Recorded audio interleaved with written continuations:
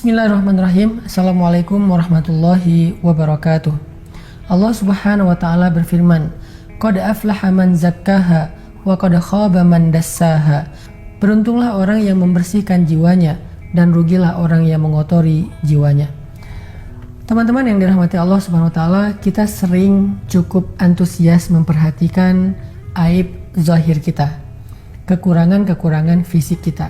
Ada orang yang sampai ngeluarin uang, biaya yang cukup besar untuk memperbaiki hanya bagian alis di wajahnya, hanya memperbaiki giginya yang mungkin dia anggap kurang rapih, atau memperbaiki posisi hidungnya, atau memperbaiki rambutnya yang dia mungkin ngerasa rambutnya kurang tumbuh lebat, atau memperbaiki wajahnya secara umum dengan skincare yang mahal. Banyak orang yang gak peduli dengan aib dirinya, dia lebih peduli dengan aib fisiknya. Padahal inner beauty itu, kalau misalnya kita biarkan dia dalam keadaan cacat, gimana pun perfectnya zahir atau fisik kita, orang tetap merasa gak nyaman dengan kita. Kita juga gak akan mendapatkan penghargaan, respect dari orang lain hanya mengandalkan penampilan fisik, baik itu dari sisi tubuh kita maupun dari sisi aksesoris dan gimmick-gimmick kehidupan kita. Orang nyaman bukan hanya dari sisi fisik kita, orang nyaman dari karakter kita, behavior kita, inner beauty kita. Sehingga kata ulama, untuk mengetahui aib diri ada 4 cara yang bisa kita tempuh. Siapa yang menempuh 4 cara ini, dia akan tahu aibnya dan dia akan bisa mengobati aib tersebut. 1. Meminta nasihat kepada guru yang punya basirah, guru yang solih, guru yang dekat dengan Allah, guru yang punya hikmah, yang dia bisa melihat sesuatu di balik yang zahir. Maksudnya dia bisa melihat yang gaib, bukan. Guru yang memiliki kepekaan terhadap sesuatu yang tidak terlihat. Kalau dalam bahasa Utsman bin Affan, guru yang memiliki farasah, firasat yang kuat. Salah satu kisah tentang ini adalah kisah yang fenomenal tentang seorang ulama besar, Imam Asy-Syafi'i. Satu hari Imam Asy-Syafi'i pergi ke pasar dan secara nggak sengaja, namanya juga di pasar, kalau sekarang mungkin kayak di mall, Imam Syafi'i nggak sengaja melihat aurat seorang perempuan yang tersingkap karena sedang di pasar, sedang beraktivitas.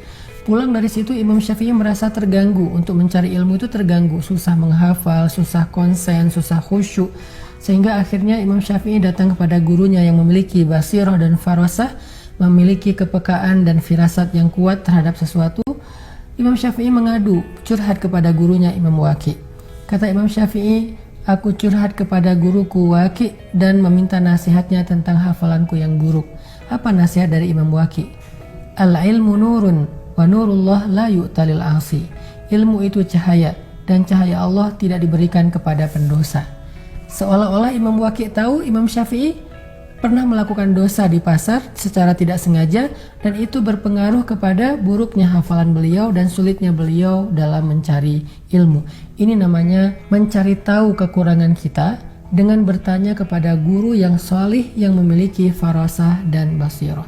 Pernah juga terjadi kepada Utsman bin Affan.